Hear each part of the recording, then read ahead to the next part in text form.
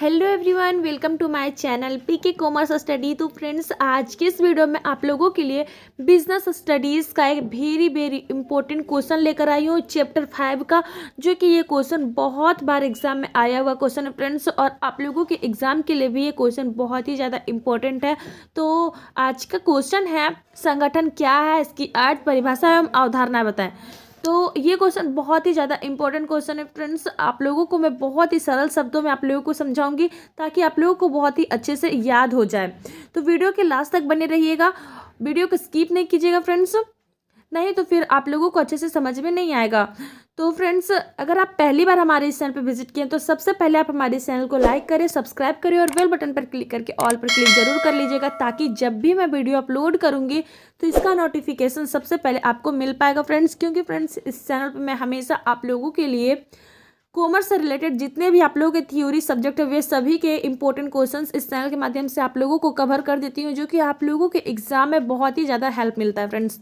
तो चलिए, सबसे पहले हम लोग समझते हैं कि संगठन क्या होता है। संगठन, जैसे कि हम लोगों को वर्ड से ही पता चल रहा है फ्रेंड्स कि गठन, संगठन यानी कि लोगों का गठन करना, एक ग्रुप बनाकर कार्य करना, तो इसे ही संगठन कहा जाता है। यानी कि एक ग्रुप के रूप में किसी कार्य को करना, संगठन ग्रुप बनाकर किया जाता है, जो भी वो संगठन कहलाता है। तो चलिए हम लोग इसका शाब्दिक मीनिंग को समझते हैं। सबसे पहले फ्रेंड्स, मैं आप लोगों को बता दूं, संगठन को इंग्लिश में हम लोग ऑर्गेनाइजेशन कहते हैं। तो आज के इस वीडियो में हम लोग समझेंगे कि संगठन का अर्थ, मीनिंग ऑफ ऑर्गेनाइजिंग, ऑर्गेनाइज कैसे किया जाता है, लोगों को कैसे संगठित किया जाता है और किस तरह से लोग एक ग्रुप में रहकर काम करते हैं, वे सभी हम लोग समझेंगे। जब कभी दो या दो से अधिक व्यक्ति किसी उपक्रम में साथ साथ कार्य करते हैं तो इन व्यक्तियों के मध्य कार्य को बांटने की आवश्यकता होती है, इसी का नाम संगठन है। यानी कि फ्रेंड्स, अगर हम लोग कोई भी काम करते हैं और उसे एक ग्रुप के रूप में कार्य करते हैं, लोगों का एक समूह बनाकर कार्य करते हैं, तो जितने भी हमारे उपक्रम में या बिजनेस में या फिर किसी भी तरह का कोई कार्य कर रहे हैं, उस सभी कार्यों को जितने भी ग्रुप के मेंबर होते हैं सभी में बांट दिया जाता है, और इसी तरह से अपने लक्ष्य को अचीव करने के लिए एक लक्ष्य को निर्धारित करके अपने लक्ष्य को प्राप्त करते हैं। तो यानी कि ग्रुप में लोगों की समूह के रूप में कार्य करना ही संगठन कहलाता है, और यहीं से संगठन की क्रिया का शुभारंभ होता है। तो आगे हम लोग जानेंगे कि अंग्रेजी भाषा के शब्द ऑर्गेनाइजेशन की उत्पत्ति ऑर्गेनाइज्म से हुई है, जिसका देह के ऐसे टुकड़ों से है जो परस्पर इस प्रकार संबंधित है कि एक पूर्ण इकाई के रूप में कार्य करते हैं। यानी कि यहाँ पे बताया गया है कि देह के एक ऐसे टुकड़े से है, यानी कि एक शरीर के एक ऐसे टुकड़े से है जो परस्पर इस प्रकार से संबंधित होते हैं, एक दूसरे से इस तरह से ग्रुप के रूप में कार्य करते हैं कि एक पूर्ण इकाई के रूप में कार्य करते हैं। विश्व में देखी जाने वाली विभिन्न वस्तुओं की सर्वाधिक जटिल, अद्भुत और प्रभावशाली संरचना परम पिता परमात्मा द्वारा रचित मानव शरीर की है। यानी कि एक शरीर की जो बात करें, यहाँ पे एक शरीर का एग्जाम्पल लिया गया है। जैसे कि हम लोगों का एक शरीर जो तैयार हुआ है, उसमें से हम लोगों के बहुत सारे पार्ट जोड़े गए हैं, हाथ, आँख, कान, नाक, तो ये सभी को एक करने के बाद ही एक किसी शरीर की संरचना होती है फ्रेंड्स। तो यहाँ पे मतलब बताया गया है कि जितने भी ग्रुप में वर्कर्स होते हुए सभी का अपना अपना कुछ ना कुछ कार्य होता है, तो एक दूसरे के साथ जुड़कर कार्य को करते तभी एक समूह का निर्माण होता है, इसे ही संगठन कहा जाता है। आगे बताया गया है, मानव शरीर में अनेक छोटे छोटे भाग होते हैं। मानव शरीर में अनेक छोटे छोटे भाग होते हैं तथा प्रत्येक भाग ऑर्गन का एक नियत कार्य होता है। जैसे हाथों का कार्य करना, मुंह का खाना खाना, पेट का पचाना, टांगों का चलना, आंखों का देखना, कान नाक का सुनना और सूंघना इत्यादि। किंतु इन विभिन्न भागों में अतिरिक्त मानव शरीर के मस्तिष्क में एक केंद्रीय विभाग भी होता है जो समस्त क्रियाओं का नियोजन करता है। यानी कि जैसे कि हम लोगों का जितना भी शरीर में पार्ट है, वो सभी का सब कोई का अपना अपना रोल है, लेकिन इसमें से भी एक हेड है हम लोगों का दिमाग। दिमाग जो कहता है वही सभी चीज इंडिकेट करता है। तो उसी तरह से जो हमारा एक ग्रुप बनता है, एक संगठन बनता है, उसमें से भी एक व्यक्ति को हेड बनाया जाता है और वही पूरे ग्रुप को संचालित करता है और निर्देश देता है कि किस तरह से कौन व्यक्ति क्या क्या काम करेगा। तो उसी तरह से हमारा दिमाग भी इंडिकेट करता है हाथ को कि ये चीज़ से छूना है, ये चीज़ को उठाना है। आँख को इंडिकेट करता है ये चीज़ को देखने के लिए। कोई भी चीज़ को देखना होता है तो पहले दिमाग हमारा इंडिकेट करता है कि किस चीज़ को क्या करना है।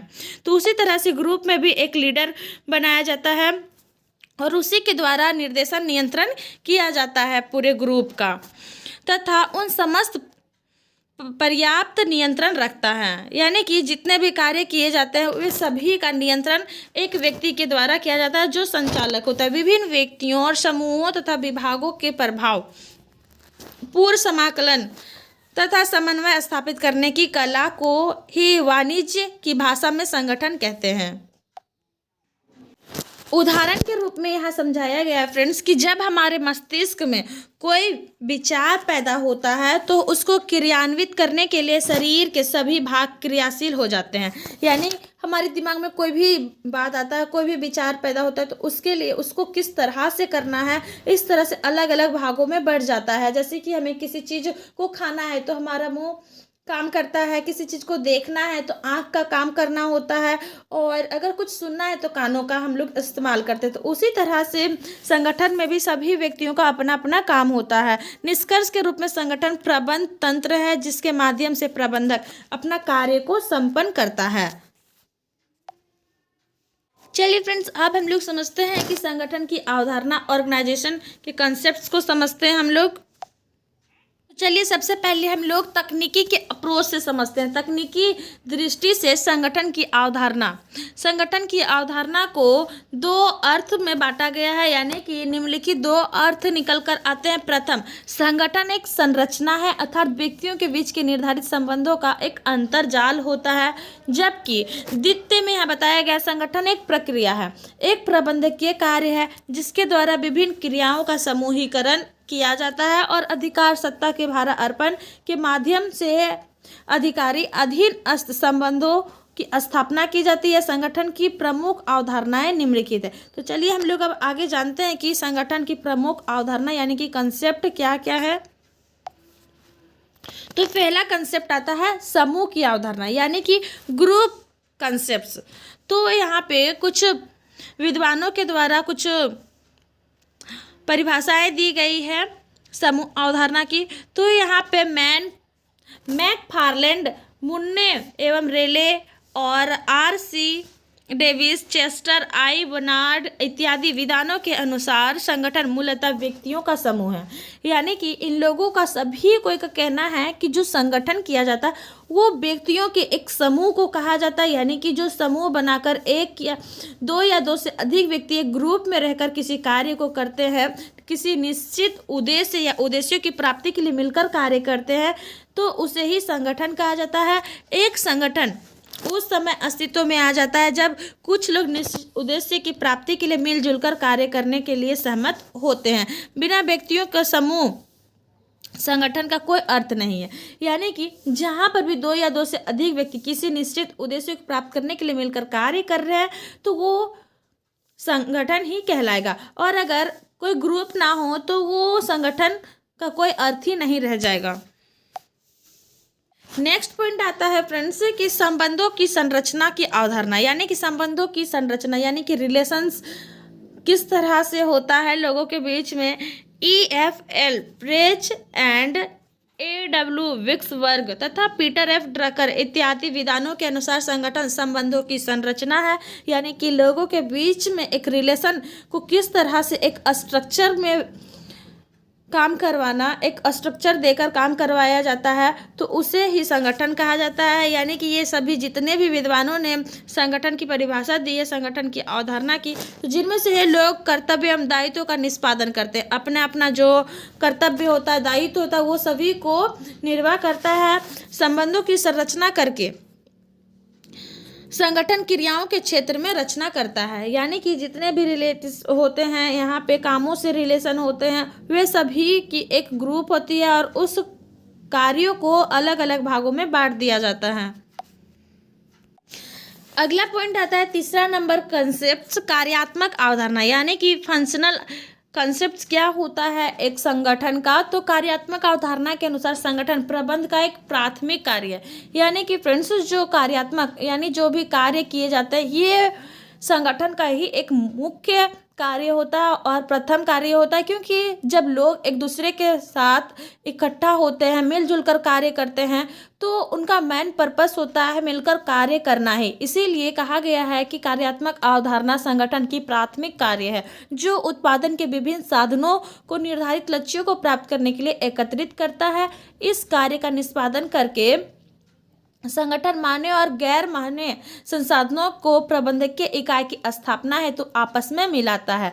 कार्यात्मक अवधारणा के अनुसार यानी कि फंक्शनल कॉन्सेप्ट्स के अकॉर्डिंग बताया गया है कि संगठन निर्धारित लक्ष्यों की प्राप्ति के लिए मान्य तथा गैर मानवीय संसाधनों के प्रयासों में एकीकरण तथा समन्वय स्थापित करने की क्रिया है। यानी कि संगठन में सिर्फ ऐसा नहीं होता है कि सिर्फ और सिर्फ ग्रुप बना लिया और काम करना स्टार्ट हो गया, तो ऐसा नहीं होता फ्रेंड्स। सभी के बीच में जितने भी वर्कर्स या फिर जितने भी ग्रुप के मेंबर होते हैं, सभी के बीच में एक अच्छा कोऑर्डिनेट होता है, कोऑर्डिनेट किया जाता है, लोगों के बीच में तालमेल होता है, तभी जाके एक दूसरे के साथ काम करने के लिए रेडी होते हैं।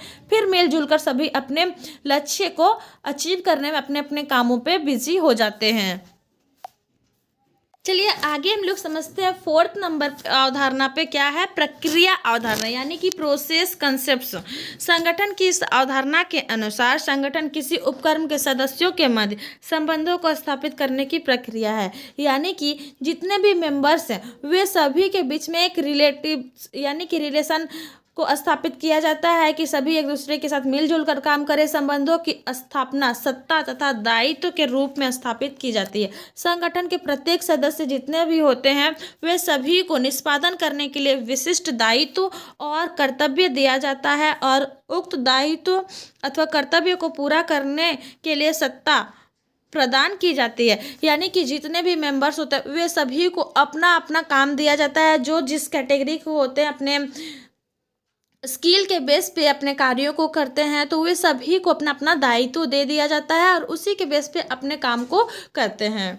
चलिए फ्रेंड्स, अब आगे हम लोग समझते हैं कि उद्देश्य अवधारणा क्या है। यानी कि एक संगठन की क्या अवधारणा होती है। उद्देश्य अवधारणा यानी कि ऑब्जेक्टिव कंसेप्ट। इस अवधारणा के अनुसार प्रत्येक संस्था में संगठन की स्थापना निर्धारित उद्देश्यों एवं लक्ष्यों की प्राप्ति के लिए की जाती है।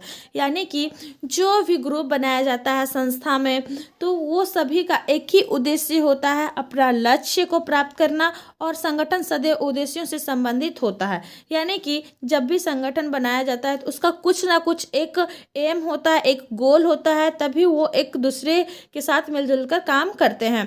ये उद्देश्य सामान्य तथा विशेष दोनों प्रकार के हो सकते हैं। अगली अवधारणा आती है 6 नंबर पे, तंत्र अवधारणा, मैकेनिज्म कंसेप्ट्स।